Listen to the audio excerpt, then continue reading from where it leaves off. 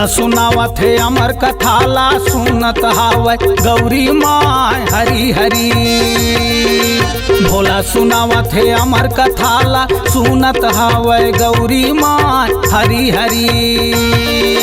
सुमरन करके रामचंद्र को, सुमरन करके रामचंद्र को करत है सबके भलाई राम हरी हरी। भोला सुनावत है अमर कथाला सुनत हावै गौरी माय हरी हरी। भोला सुनावत है अमर कथाला सुनत हावै गौरी माय हरी हरी।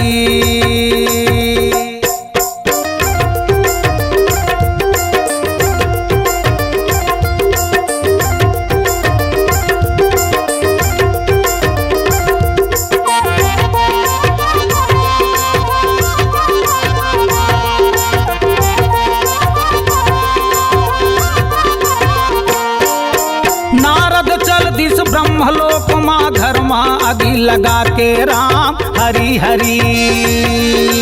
अंके मैं जोड़ी स्वामी झन रहु कछु लुका के राम हरी हरी। काबर मर थाओ घेरी बेरिया मर रही थाओ का खाके जी हरी हरी। सुने बिना आज डरो नहीं मैं आए हवास लगा के जी हरी हरी। भोला सुनावत है अमर कथाला सुनत हावै गौरी माय हरी हरी। भोला सुनावत है अमर कथाला सुनत हावै गौरी माय हरी हरी।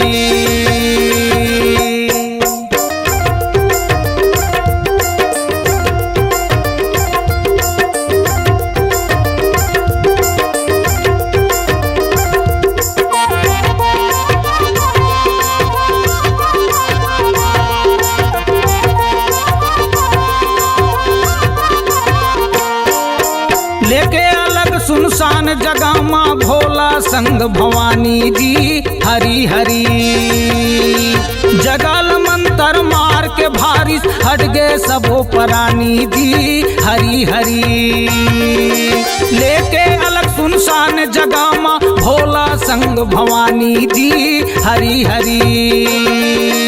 जगल मंतर मार के भारी हट गए सबो परानी जी हरी हरी। भोला सुनावत है अमर कथाला सुनत हावै गौरी माय हरी हरी।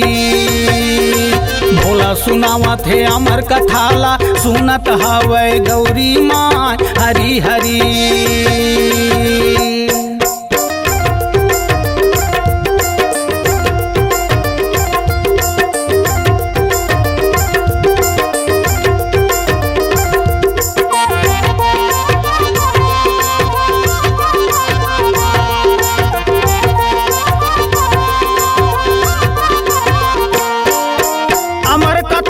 सुनत सुनत सोगे गौरी रानी जी हरी हरी। सुआ पिंड एक रहिस पेड़ माँ सुने अमर के बानी जी हरी हरी।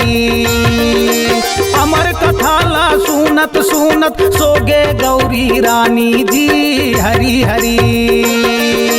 सुआ पिंड एक रहिस पेड़ माँ सुने अमर के बानी जी हरी हरी।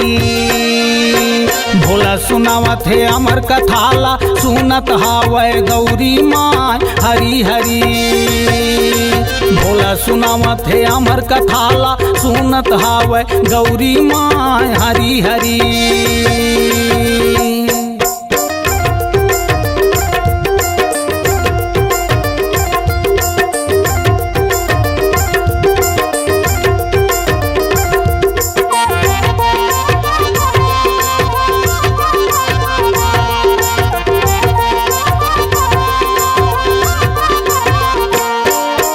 मरण जान त्रिशूल उठावे कांपत हावै थर थर जी हरी हरी।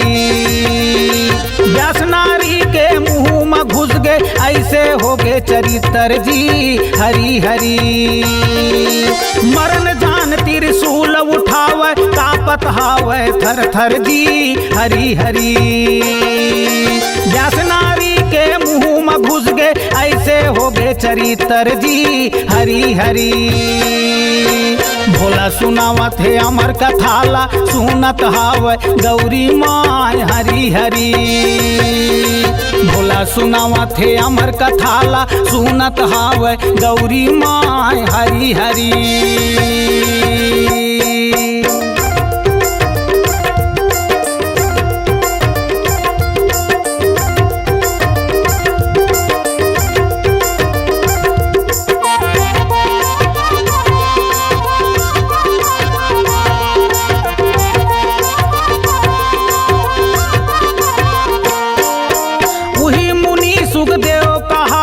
जगमा हो गया अमर जी हरी हरी।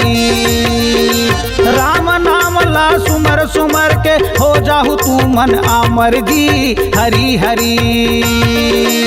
उही मुनि सुखदेव कहा इस जगमा हो गे अमर जी हरी हरी।